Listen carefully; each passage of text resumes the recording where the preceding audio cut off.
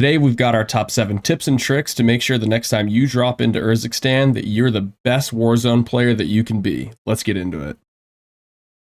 Tip number 1. Here's a great way to get a fast loadout at the beginning of games, or even if you're trying to regain after coming back from the gulag. Try mapping out a route of hidden caches to get quick money. A great place to drop is the top right portion of the map at the Orlov military base, where you'll find plenty of hidden caches all relatively close to buy stations. A great resource for mapping out where caches are located is Warzone TAC Map. It's an interactive map that will show you multiple different POIs, buy stations, and these hidden caches. I'll make sure to drop a link in the description. If you prefer the contract route, scavengers and recons will be your best friend for solos, and most wanteds for duos, trios, and quads. Target most wanted contracts close to buy stations. Once you pick one up, just run around, loot. Every box your team interacts with will deduct time from your contract. Try loot boxes, duffel bags, and even the little mirrors in the bathrooms to deduct the time. Then boom, the contract is done, and you'll have the cash for a quick loadout. And that takes us to tip number 2. Use private matches to warm up and nail down your controller sensitivity each day. My controller sense is always changing depending on how I'm feeling every day. Usually start up by loading into a small map like Scrapyard. Then I make sure to update my settings for max time, max score, and I up the health to 300. Game type here isn't super important. I usually just do team deathmatch, and I load in 5 bots on my squad and 6 on the other squad. Then I literally just run around, mow them down. If you aren't feeling super snappy that day, turn the vert and horizontal sense up. If you are feeling too snappy, decrease it. In a future video, I'll be doing an in-depth overview of controller settings and sensitivity in order to get you shooting like the pros. Tip number 3 is to take advantage of rotational aim assist. So we know that this is a game designed for controller players, and we want to take advantage of the gift that we've been given. Too often, people are just standing still and shooting, which number 1, makes you an easy target, and number 2, doesn't maximize that aim assist.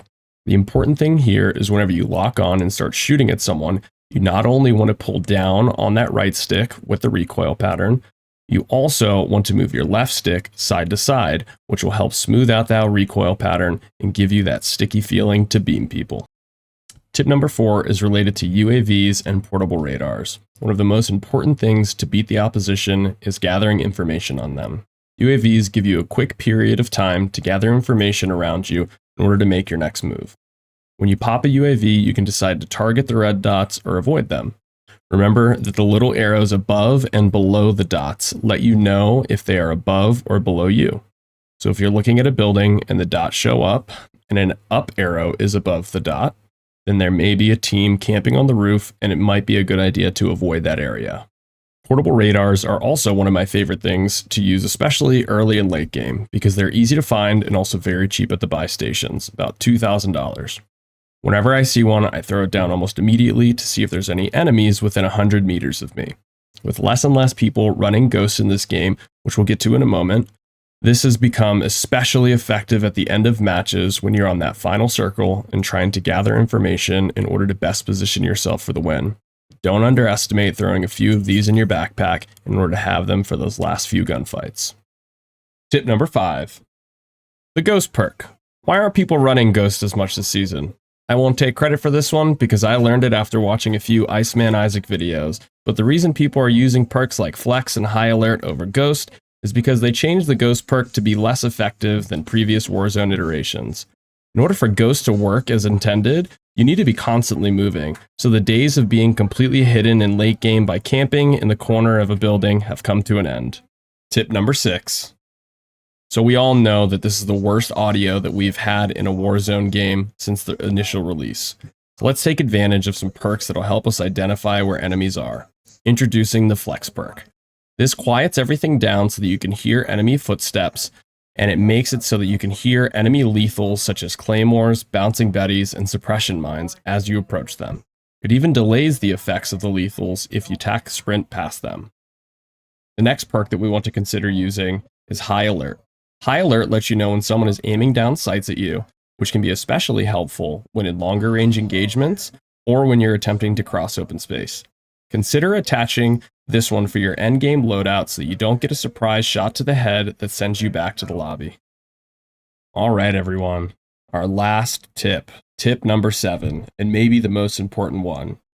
Just remember that we are all playing a game here. Play it how you want to play it. This whole point of getting together in this game is for fun. A lot of us use this as a way to de-stress after a long, hard day.